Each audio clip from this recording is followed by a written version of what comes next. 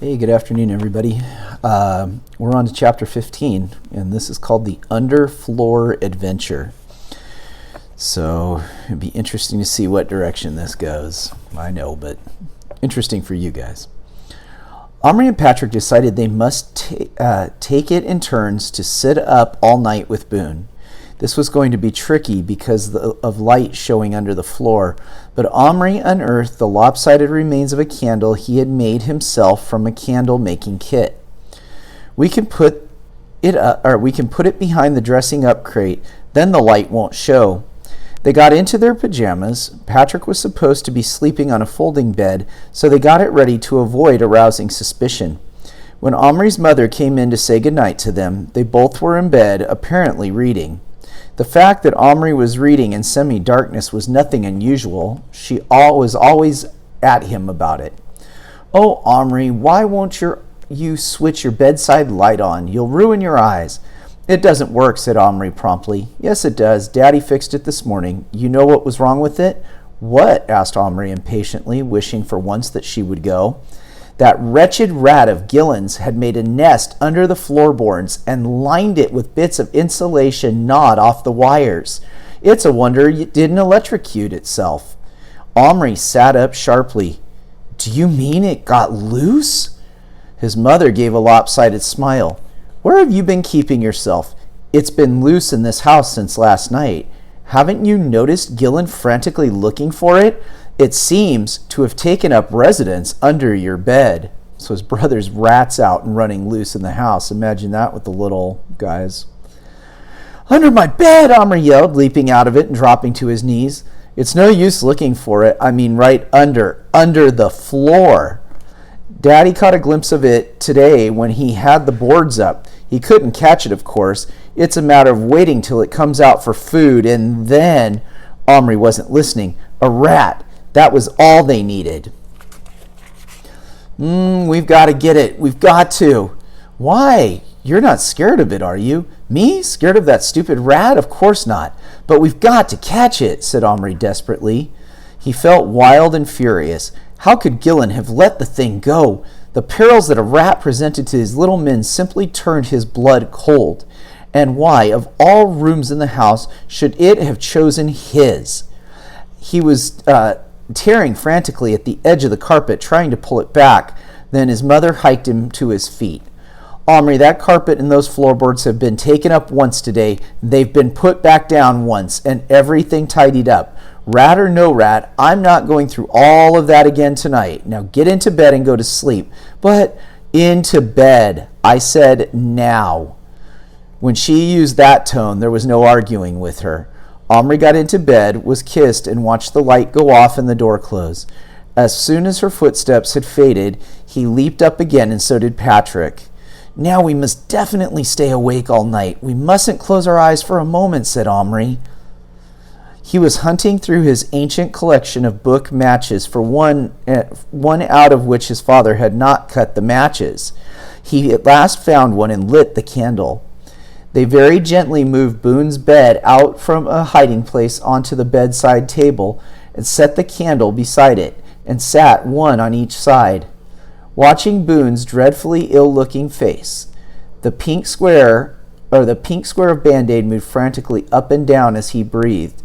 You could hardly see it. It was like watching the long handle of a clock moving.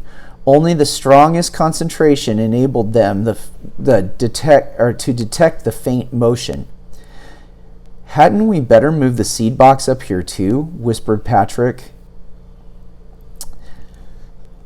In the moment when Little Bear had shot Boone, Omri had almost been angry enough to have fed him to the rat.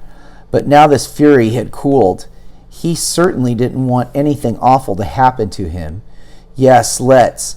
Between them they cleared a place on the table and lifted the seed box with its longhouse fireplace and hitching posts up out of reach of the prowling rodent. "Careful, don't frighten the horses." The horses, however, were getting used to being carried about, and hardly looked up from munching their little piles of grass cuttings. There was no sign of life from the longhouse. There followed a timeless period of just sitting there silently, their eyes fixed on Boone's still figure in the flickering candlelight. Omri began to feel lightheaded after a bit. The candle flame went fuzzy, and Boone's body seemed to vibrate as he stared at it. At the very back of his mind, something else was nagging. He didn't ask himself what it was because he was superstitious. I lost my place, sorry. He had a superstitious feeling that if he let his mind wander from Boone, even for a minute, Boone would slip away into death. It was as if only Omri's will and Patrick's were keeping that tiny, fragile heart beating. Suddenly, though, a thought, like a landscape lit up by lightning, flashed on the forefront of Omri's brain. He sat up, his eyes wide open and his breath held. Patrick! Patrick jumped. He'd been half asleep. What? The key. I know where it is. Where? Right under my feet. It must have dropped through the floorboards when Dad opened them. There's nowhere else it could be. Patrick gazed at him in admiration, but also in dismay. How are we going to get it? He whispered. We'll have to take up the carpet first. Maybe Dad didn't nail all the boards down. Moving very quietly, they managed to lift one corner of Omri's bed and kick back the edge of the carpet from underneath. Another bit was under the bedside table leg, and that was tricky, but they shifted it between them in the end. Carefully, they folded the corner of carpet back on itself, exposing the boards. Omri then stuck his fingers down the narrow crack at the ends of the boards, one after another, testing to see if they could be lifted. Only one of them could. The rest were nailed down to the joists underneath. Making as little noise as possible, he hadn't heard his parents go to bed yet. Omri pried up the short end of the board. A hole about 6 inches by 18 gaped in the light, and the candle Patrick was holding, or of the light the Patrick... Boy, oh boy. A hole about 6 inches by 18 inches gaped in the light of the candle Patrick was holding. Even when he put the candle down the hole, they couldn't see much.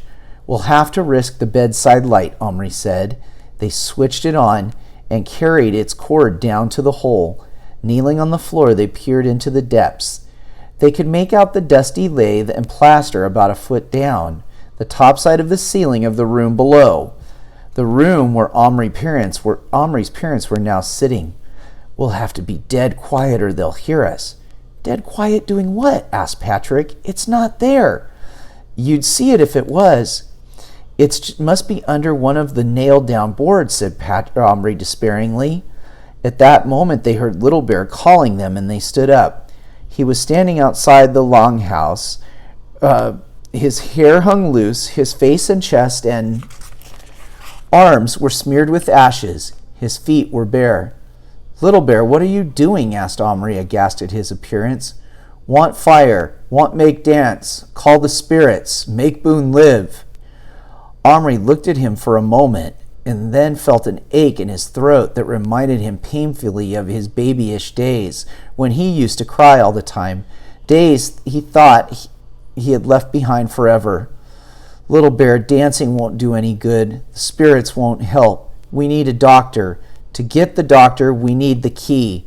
Would you help find it? Little Bear didn't move a muscle. I help. Gently, Omri picked him up. He knelt on the floor and put his hand down the hole. Patrick held the light. Omri opened his hand and Little Bear stood on it, looking around into the dusty tunnel stretching away from under the floor. I think it's somewhere down there, Omri said quietly, on the other side of the wooden wall. You'll have to find a way through, a hole or a crack or something. We'll give you all the light we can, but it's bound to be awfully dark on the other side. Do you think you can do it? I go, said Little Bear immediately. Right, start looking for a way through. Little Bear, a tiny, vulnerable figure, strode off through the dust and the darkness under the floor. I'm going to go ahead and leave off right there. This is, sorry there, my memory and storage ran out. So we're well into chapter 15. We'll probably finish that tomorrow. You guys have a great night.